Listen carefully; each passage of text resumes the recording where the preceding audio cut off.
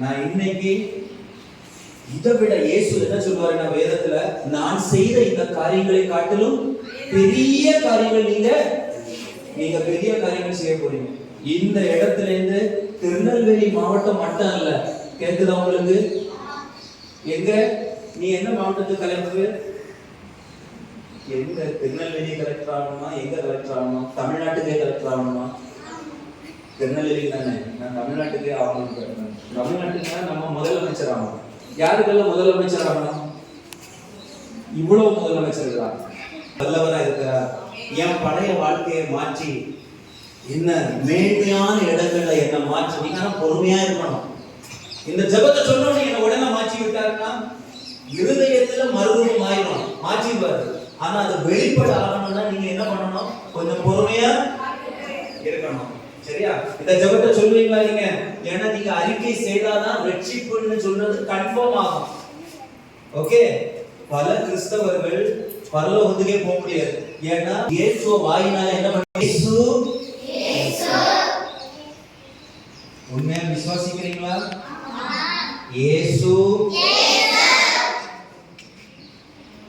வா திறக்கல. இயேசு எனக்காக மரித்தார். கொஞ்சம் சவுண்ட் கம்மி பண்ண, நீங்க உணர்ந்தா போதும். சரியா?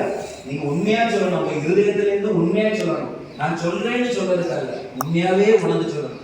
ஏன்னா ஏசப்பா உங்க இருதயத்துல வருவார், உங்க உள்ள வருவார். அவர் கோயில் மனுஷன் கட்டின கோபுரங்கள்லயோ கோவில்கள்ல வாழ்றவர் அல்ல. இயேசு எங்க வாழ்றார்? எனக்குள்ள வாழ்றார். அதனாலதான் நான் என்ன சொன்னாலும் நடக்கும். எனக்காக மரித்தார் ஏசப்பா, எனக்காக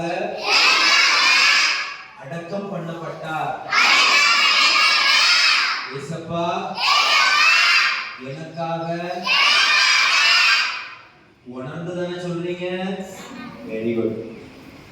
உயிரோடு எழுதுறார் ஏசப்பா, இப்ப எனக்காக வாழ்ந்து கொண்டிருக்கிறார் ஏசப்பா, என் வாழ்வின் ரட்சகராய் இருக்கிறார்,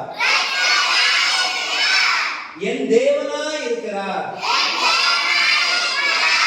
என் இருதயத்துக்குள் வாழும்படி ஏசப்பாவை நான் ஏற்றுக்கொள்கிறேன். நான் ரட்சிக்கப்பட்டிருக்கிறேன்.